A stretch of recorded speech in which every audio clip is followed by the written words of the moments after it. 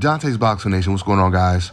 So Gary Russell, he just recently came out and he said that Shakur Stevenson would beat both Gervonta Tank Davis and Devin Haney. Like I say, I think he's better than Devin Haney. I think he's better than Tank. I think he'll beat Tank. I think he'll beat all them dudes. Could you kind of explain to everybody why you think Shakur would beat Tank and why he'll beat Devin and everybody at 135 pretty much? I just think he's more put together. I think he's more put together. But the difference between him and a lot of the other guys, they're just athletic. Intellect over athleticism any day. They're just athletic. I'm not saying that Shakur is like super intelligent when it comes to like how he puts it together in the ring, but he's more fundamentally sound than a Devin Haney or a Tank or these other guys. Gotcha. He's more relaxed. And he's more in control whereas Devin and Tank, they're just competing. They're just athleticizing. So it's different. You know what I'm saying? That's why I would pick Shorty over him. But don't do that. Don't do that, Slim. He know he can get it too. I just get credit when credit's due. So Shakur Stevenson is the best of the three kings, according to Gary Russell Jr.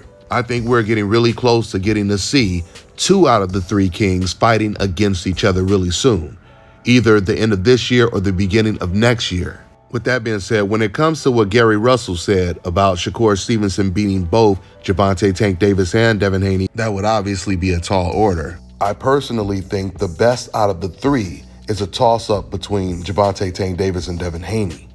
From what I've seen, Shakur Stevenson doesn't seem to deal with pressure as well as Devin Haney and Gervonta Tank Davis does. Shakur himself, he said he didn't like his performance against Oscar Valdez, and I felt that there were like rounds, even though he was winning almost every single round, there was still rounds where he was taking his foot off the gas pedal, because I truly believe Shakur could have got Oscar Valdez out of there, especially if he would have invested in more body shots. And it doesn't even have to be a knockout, but there were just moments in that fight where it looked like Oscar Valdez was just looking for a little bit of Shakur Stevenson's help to really put a hurting on him.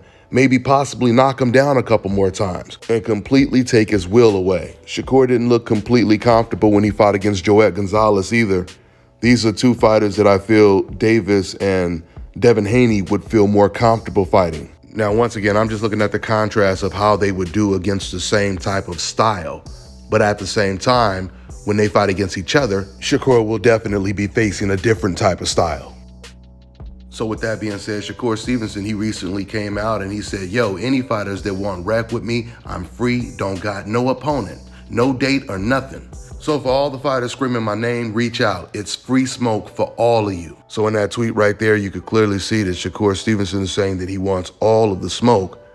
But for some reason, he still has not contacted the WBC to try to enforce the Devin Haney fight. Matter of fact, someone needs to interview the WBC president, Mauricio Suleiman, and ask him about this situation.